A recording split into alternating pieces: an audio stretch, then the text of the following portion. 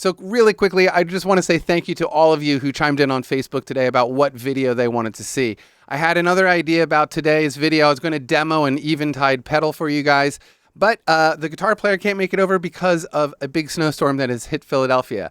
So instead, today, I'm going to show you guys how to make a very simple song not so boring to listen to. Have you written a song that's only 2 chords, 3 chords, 4 chords like me? I did one on Monday and it sounds just like this. Because for now I don't even know which direction I even really need to go. I grow stronger every day. Life gets hard and it won't go away. And all things said and done, that song is not that boring to listen to me at least. I hope that you guys liked it as well. But there are a lot of things that you can do to your songs to make them not so boring to listen to. So that's what we're going to talk about today.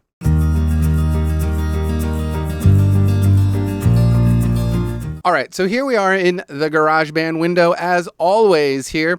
So this is a basic 4-minute song. I think it's around 4 minutes. Let's check that. Yeah, look at that, right around 4 minutes, 4:06. So 4 chords only. Those chords are C, F, A minor, and G, I believe. I wrote it on Monday morning. Couldn't really tell you if that's exactly right. But yeah, here you go. This is what the chord progression basically sounds like.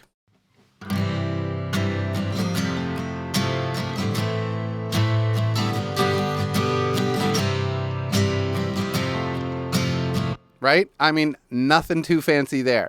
Really simple. Now, one thing that is really going to make a 4-chord, 3-chord, 2-chord song better is good lyrical content, okay? So I do want to stress this. If there is any way for you to go around and review your lyrics and tweak it if you need to, if there's a better word to use or a better way to phrase it, do it. Also, one thing that I personally like doing when I'm trying to rephrase a line or something, if I find myself trying to be too poetic or too metaphoric or something, I really try to not do that very much. I like to keep it basic, keep it real, keep it simple. The more I try to make it sound poetic, I don't know, it just doesn't work for me. And I feel like that particular trend in lyric writing is kind of over a little bit. You hear it a lot still, of course, but the songs that I like to listen to, Dawes is a band that I love. And one of the things that I love about his lyrics is how real they are. It's not hidden. It's not disguised with all sorts of I wonder what he means there. It's very literal. And I've always liked that. I think it's easier to connect with your listener if you're just sort of honest about the words that you're writing. So that's number one. Okay. Now, obviously the melody is going to be important. But this song doesn't have the strongest melody per se. It doesn't it's not very melodic, it doesn't move around all the place. But what it does do is it repeats a lot of the same lines. I don't vary from verse to verse. I pretty much kept it exactly the same. I created a melody and I stuck to that melody. Okay. So those are 2 things I just want to talk about at the top of this video before we get into the recording and the mixing and production side of this. Those are things you can do pre-production, pre-recording, right? So you can deal with that kind of stuff before you push record as you're writing the song. So now let's talk about what I did to the song, okay? So if you've listened to it, you know what we're talking about. If you haven't, obviously there's a link down below and probably floating around my head right now. But also, you could watch it after this video and know what we're talking about. So one of the things that I love to do, you hear me talk about it all the time, dynamics, dynamics, dynamics. Dynamics are going to be absolutely crucial, more than most songs that I've talked about on my channel here. Dynamics are going to be crucial in a simple chord progression. The more dynamics you have, it's that tension and release stuff that I talked about last week. It's that kind of stuff. Okay, so what I did to this song, really, I started with this electric piano part. This is where I started. This is literally the first thing I played in the morning.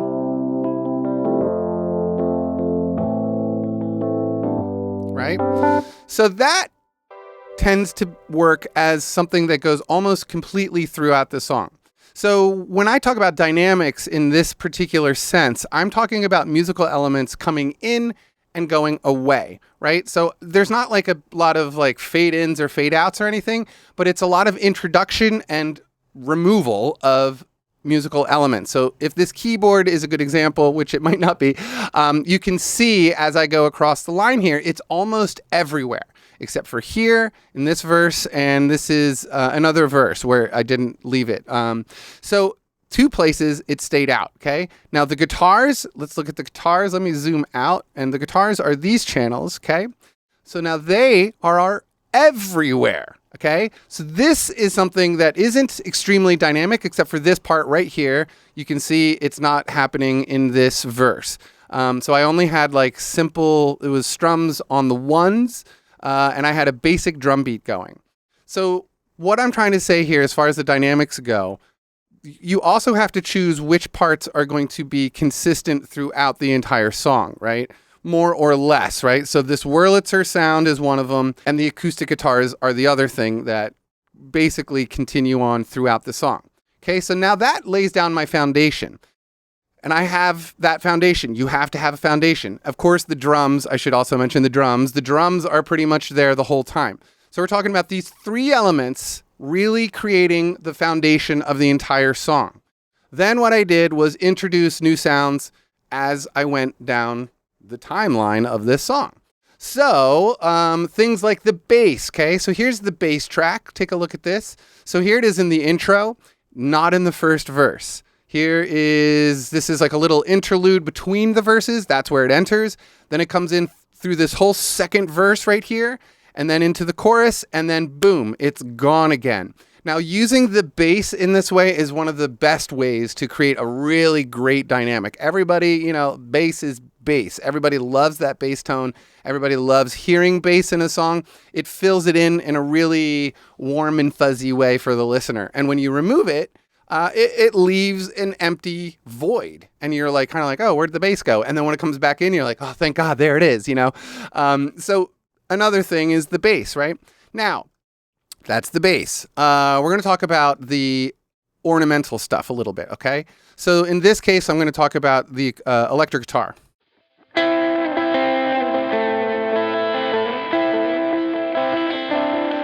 Right? Has sort of like a Coldplay U2 vibe to it, right? A lot of delay, really simple, semi-sloppy playing. It's just sort of strumming over the three notes, the three highest strings of the guitar. This is going to be probably the most ornamentally part of this song in particular. This guitar part only comes in the intro, a little bit in the verse. Actually, let's check the automation on this because it might be. Okay, so a little bit in the verse. This is the section between the verse 1 and verse 2. Right?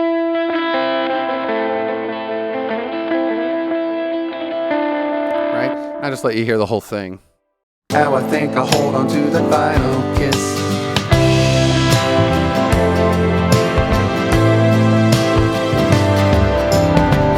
Everybody's trying to get a look, trying to figure out, you know what I'm saying? So right there, that's a very good example of a very basic dynamic that you can do just with an electric guitar. Okay. And actually I should probably let you hear the bass section sort of. I'm going to run you guys through this first verse to the little interlude between verse 1 and verse 2, just so you can hear, you know what I'm talking about, the bass going away and coming back in. It's a cool thing. Here's what it sounds like. I've been poking around inside my head, trying to find all those things I said. I want to pack them up and throw them away, try again in a different way. Another thing to pay attention to here is how basic I made the drums, right? We got like a side stick happening, just a click, hi-hat and kick. And let's look at the auto drummer a little bit. And so I can just show you. Yeah, look, this is where the yellow ball is. It's slightly over to the left of the center point. So we're talking more simple, right? Simple, simple, simple. As you strip elements away, remember, if you have a drummer, it's probably better to make the drum part be simple. If it's too complex, it's just like, why are the drums so busy? You know what I mean? So that's it. So let's just keep going. Look around and see what else I can find. And trying to push it out into a firing line. Not a single thing I wanna miss, except for now I think I'll hold on to that final kiss.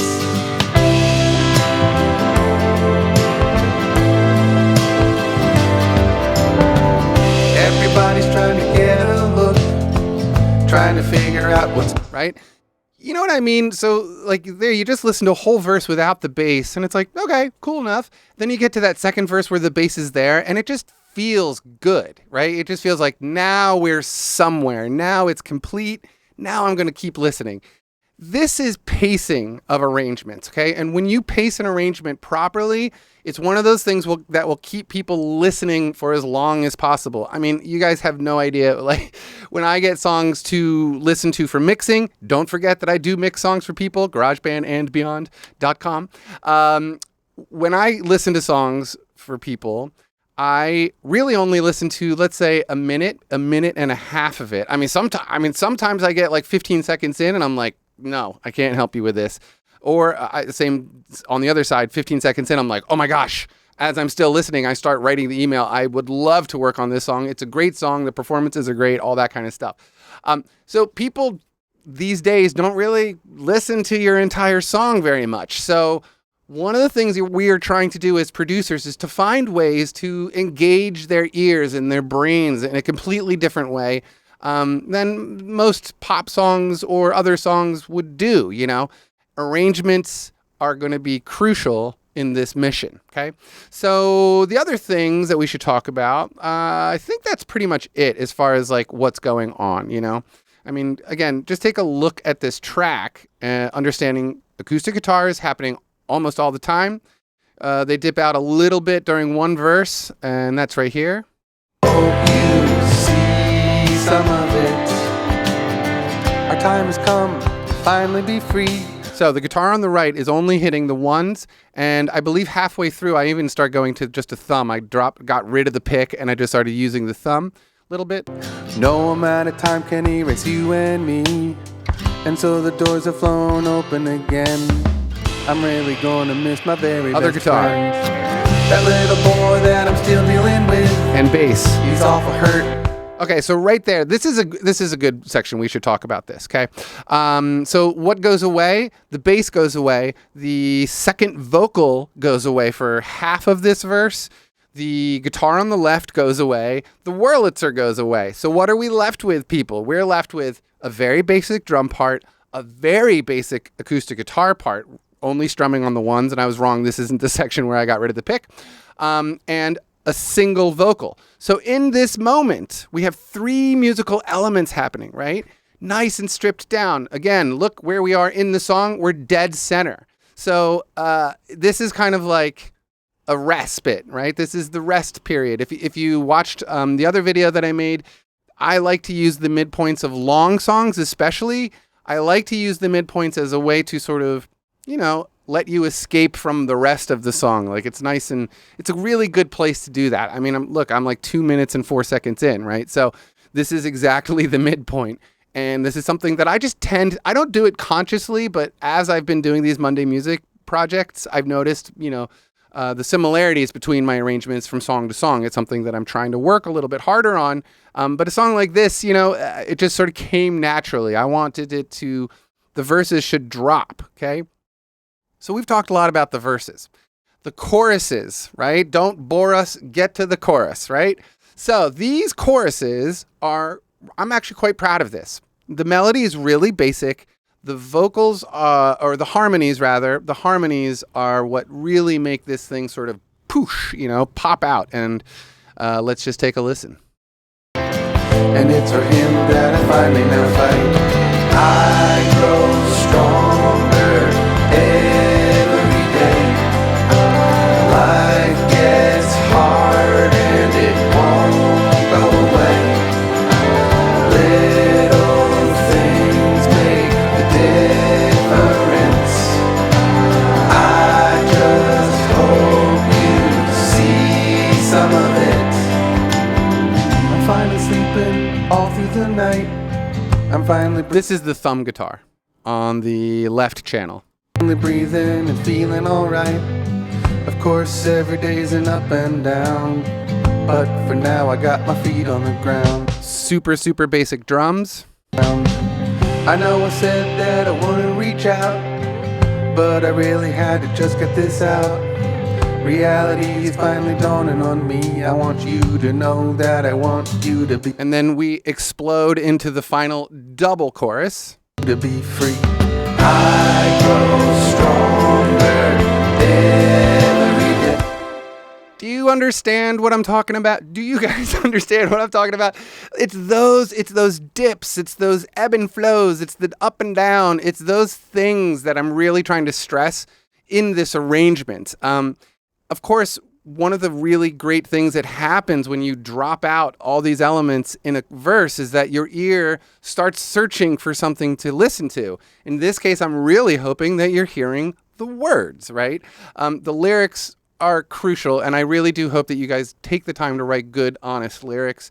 It's really important, you guys. Don't underestimate good lyrics, because you would be surprised at how many people actually do listen to the lyrics. I think a lot of musicians out there don't acknowledge that. They're like, oh, nobody listens to the lyrics anymore. I think that's actually untrue.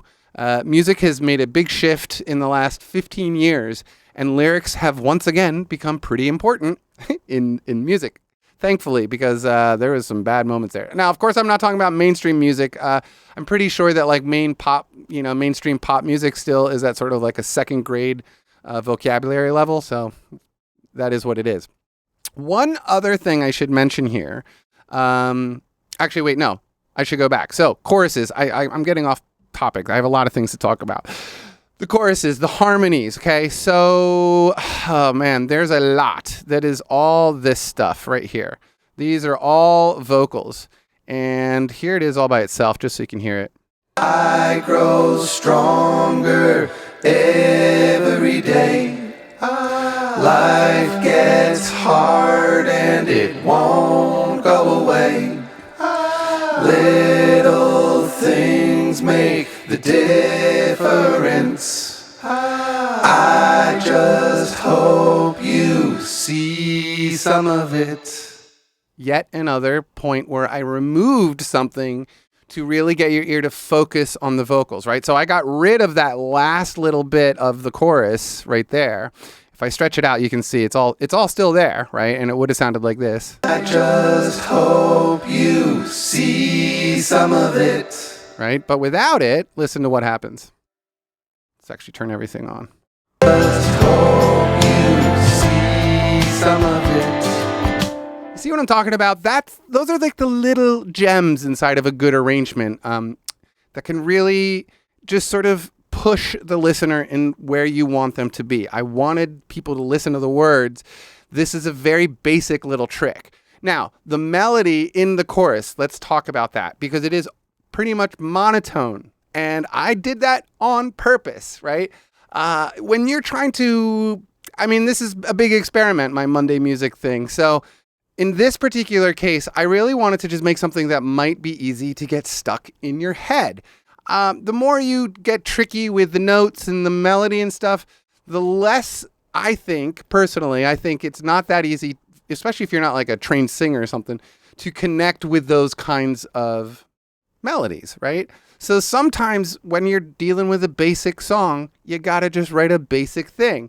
So just da da da da da da da da, which almost does reference a little bit of what you've been listening to in the verse. Okay, so keep it simple. I always talk about keeping it simple because that's important. The more complex you make things, the worse off you're going to be, and you're not going to finish your projects. It's going to be hard to find harmonies, all this kind of stuff. Keep stuff simple, you guys, because that's just, you're making music for everyone. You're making music for yourself. You're making music for the listeners.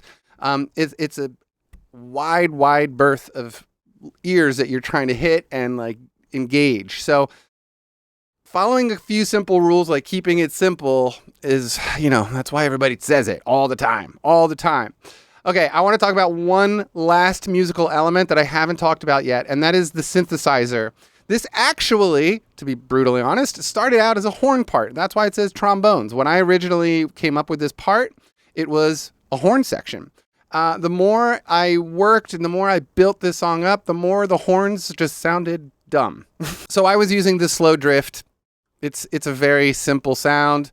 It's a great swell sound, and I use it a lot.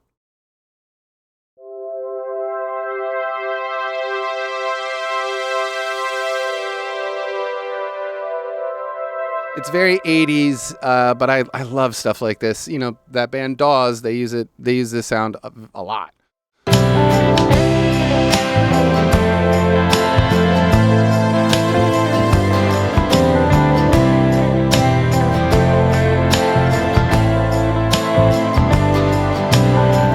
I've been poking around inside my head, right? Those swells, let's look at them. They're happening in the intro, in the interlude between verse 1 and 2, the chorus, and the chorus. Okay? So that's something to think about too. Where shouldn't everything be, right? So in this case, I wanted to make sure that I had something that only happened in the choruses. That is this swelling keyboard sound, as well as a bunch of backup vocals. Those are the things that I did so that when we got to the chorus, that it lifted up and out of the rest of the song. That is what a good chorus should do. It shouldn't just sound like the rest of the song, right?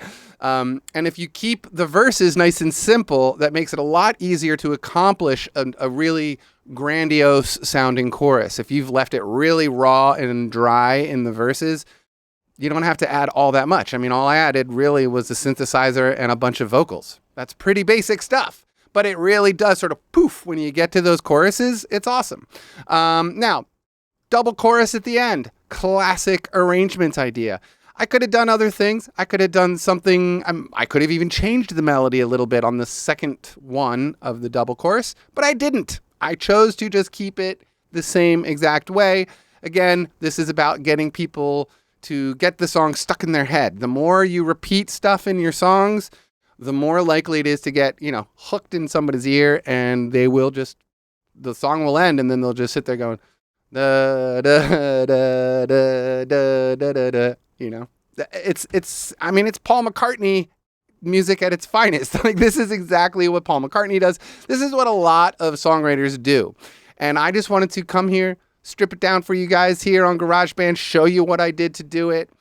Now, of course, when I was mixing these vocals, I do want to talk about the mixing.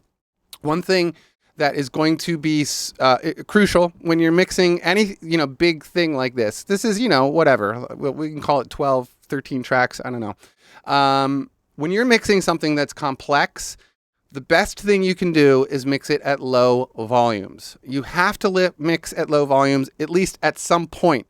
Don't just reference it. Don't just turn it down and go, yep, sounds good. No, sit there, listen to it as long as you possibly can at a low volume. You will start understanding which things are too low or too loud, right?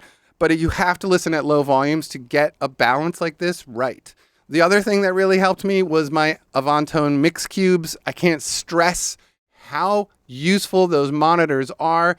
Thankfully, you can only buy one. If you can only afford one, you can buy one and, hook it up right so everything's running, basically through that. And if you have a switch to run things in mono, running things in mono, mixing in mono, another good way to hear what's poking out.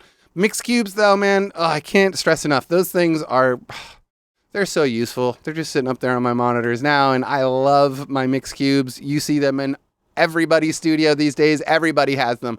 Warren at Produce Like a Pro has them. The the European guy with the long hair, he's got them. I love that channel. I don't know if you've seen it. White Sound Studios or something like that. The name is totally escaping me right now. Great channel though. Anyway, everybody who knows what's going on uses the mix cubes. Very, very useful little monitors. I think that about covers everything I needed to talk about.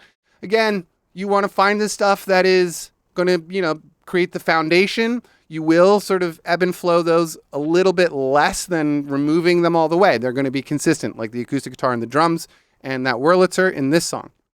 And then other elements that are just going to get fully removed, like the synthesizer, and then only brought back in the choruses and the intro, right?